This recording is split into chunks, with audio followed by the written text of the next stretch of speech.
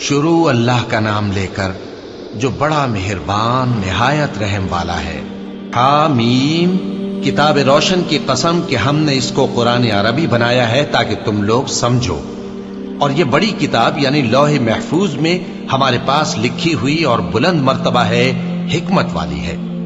تو کیا ہم پھیر دیں گے تمہاری طرف سے یہ کتاب نصیحت موڑ کر اس بنا پر کہ تم ایسے لوگ ہو جو حد پر نہیں رہتے؟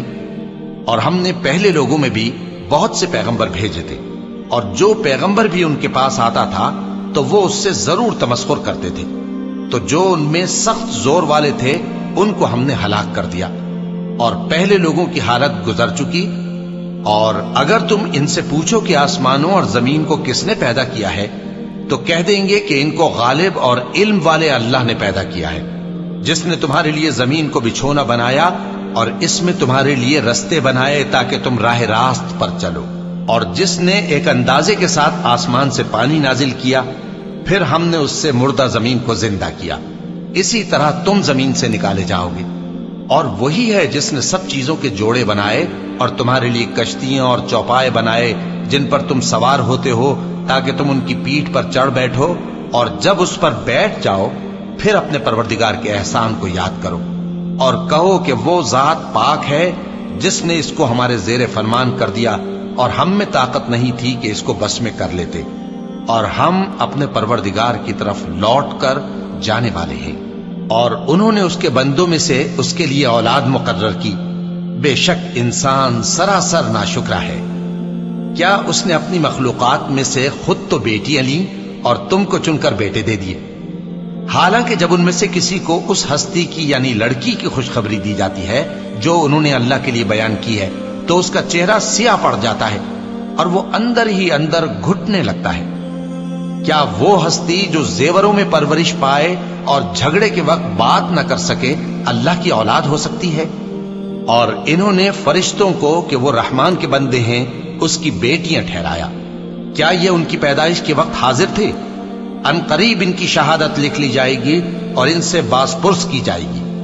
اور کہتے ہیں اگر رحمان چاہتا تو ہم ان کو نہ پوچھتے، ان کو اس کا کچھ علم نہیں، یہ تو صرف اٹکلیں دوڑا رہے ہیں۔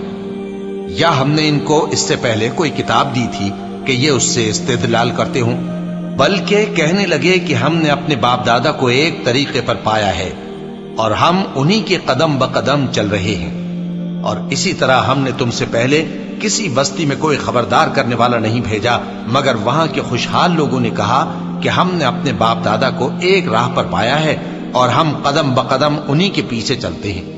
پیغمبر نے کہا اگرچہ میں تمہارے پاس ایسا دین لایا ہوں کہ جس رستے پر تم نے اپنے باپ دادا کو پایا وہ اس سے کہیں زیادہ سیدھا رستہ دکھاتا ہو، تو کہنے لگے کہ جو دین تم دے کر بھیجے گئے ہو ہم اس کو نہیں ماننے کے، تو ہم نے ان سے انتقام لیا، سو دیکھ لو کہ جھٹلانے والوں کا انجام کیسا ہوا۔ اور جب ابراہیم نے اپنے باپ اور اپنی قوم سے کہا کہ جن چیزوں کو تم پوجتے ہو میں ان سے بیزار ہوں، ہاں جس نے مجھ کو پیدا کیا وہی مجھے سیدھے رستے پر لے چلے گا، اور یہی بات وہ اپنے بعد اپنی اولاد میں چھوڑ گئے تاکہ وہ اللہ کی طرف رجوع رہیں۔ بات یہ ہے کہ میں ان کفار کو اور ان کے باپ دادا کو مال و متاع دیتا رہا یہاں تک کہ ان کے پاس حق اور صاف صاف بیان کرنے والا پیغمبر آ پہنچا، اور جب ان کے پاس حق یعنی قرآن آیا تو کہنے لگے کہ یہ تو جادو ہے اور ہم اس کو نہیں ماننے کے، اور یہ بھی کہنے لگے کہ یہ قرآن ان دونوں بستیوں یعنی مکے اور طائف میں سے کسی بڑے آدمی پر کیوں نازل نہ کیا گیا؟ کیا یہ لوگ تمہارے پروردگار کی رحمت کو بانٹتے ہیں؟ ہم نے ان میں ان کی معیشت کو دنیا کی زندگی میں تقسیم کر دیا اور ایک کے دوسرے پر درجے بلند کیے تاکہ ایک دوسرے سے خدمت لے، اور جو کچھ یہ جمع کرتے ہیں تمہارے پروردگار کی رحمت اس سے کہیں بہتر ہے۔ اور اگر یہ خیال نہ ہوتا کہ سب لوگ ایک ہی جماعت ہو جائیں گے تو جو لوگ اللہ سے انکار کرتے ہیں ہم ان کے گھروں کی چھتیں چاندی کی بنا دیتے اور سیڑھیاں بھی جن پر وہ چڑھتے، اور ان کے گھروں کے دروازے بھی اور تخت بھی جن پر تکیہ لگاتے ہیں، اور یہ سب چیزیں سونے کی بھی بنا دیتے، اور یہ سب دنیا کی زندگی کا تھوڑا سا سامان ہے، اور آخرت تمہارے پروردگار کے ہاں پرہیزگاروں کے لیے ہے۔ اور جو کوئی رحمان کی یاد سے آنکھیں بند کر لے یعنی تغافل کرے ہم اس پر ایک شیطان مقرر کر دیتے ہیں تو وہ اس کا ساتھی ہو جاتا ہے، اور یہ شیطان ان کو رستے سے روکتے رہتے ہیں اور وہ سمجھتے ہیں کہ وہ سیدھے رستے پر ہیں، یہاں تک کہ جب وہ ہمارے پاس آئے گا تو اس شیطان سے کہے گا کہ اے کاش مجھ میں اور تجھ میں مشرق و مغرب کا فاصلہ ہوتا، تو برا ساتھی ہے۔ اور جب تم ظلم کرتے رہے تو آج تمہیں یہ بات فائدہ نہیں دے سکتی کہ تم سب عذاب میں بھی شریک ہو۔ تو کیا تم بہرے کو سنا سکتے ہو یا اندھے کو رستہ دکھا سکتے ہو، اور جو کھلی گمراہی میں ہو اسے راہ راست پر لا سکتے ہو؟ پھر اے پیغمبر، اگر ہم تم کو وفات دے کر اٹھا لیں تو بھی ان لوگوں سے تو ہم انتقام لے کر رہیں گے، یا تمہاری زندگی ہی میں تمہیں وہ عذاب دکھا دیں گے جس کا ہم نے ان سے وعدہ کیا ہے، کیونکہ ہم ان پر قابو رکھتے ہیں۔ پس تمہاری طرف جو وحی کی گئی ہے اس پر مضبوطی سے جمے رہو، بے شک تم سیدھے رستے پر ہو، اور یہ قرآن تمہارے لیے اور تمہاری قوم کے لیے نصیحت ہے، اور لوگوں تم سے ضرور عنقریب پرسش ہوگی۔ اور اے نبی، جو اپنے پیغمبر ہم نے تم سے پہلے بھیجے ہیں ان کے احوال دریافت کر لو کہ کیا ہم نے رحمان کے سوا اور معبود ٹھہرائے تھے کہ ان کی عبادت کی جائے؟ اور ہم نے موسیٰ کو اپنی نشانیاں دے کر فرعون اور اس کے درباریوں کی طرف بھیجا تو انہوں نے کہا کہ میں پروردگار عالم کا بھیجا ہوا ہوں۔ پھر جب وہ ان کے پاس ہماری نشانیاں لے کر آئے تو وہ ان نشانیوں پر ہنسنے لگے، اور جو نشانی ہم ان کو دکھاتے وہ پہلی سے بڑی ہوتی تھی، اور ہم نے ان کو عذاب میں پکڑ لیا تاکہ باز آئیں، اور کہنے لگے کہ اے جادوگر، اس عہد کے مطابق جو تیرے پروردگار نے تجھ سے کر رکھا ہے اس سے دعا کر، بے شک ہم ہدایت یاب ہوں گے۔ سو جب ہم نے ان سے عذاب دور کر دیا تو وہ عہد شکنی کرنے لگے، اور فرعون نے اپنی قوم سے پکار کر کہا کہ اے قوم، کیا مصر کی حکومت میرے ہاتھ میں نہیں ہے، اور یہ نہریں جو میرے محلوں کے نیچے بہ رہی ہیں میری نہیں ہیں؟ کیا تم دیکھتے نہیں؟ بے شک میں اس شخص سے جو کچھ عزت نہیں رکھتا اور صاف گفتگو بھی نہیں کر سکتا کہیں بہتر ہوں۔ تو اس پر سونے کے کنگن کیوں نہ اتارے گئے، یا یہ ہوتا کہ فرشتے جمع ہو کر اس کے ساتھ آتے؟ غرض اس نے اپنی قوم کو بے عقل کر دیا اور ان لوگوں نے اس کی بات مان لی، بے شک وہ نافرمان لوگ تھے۔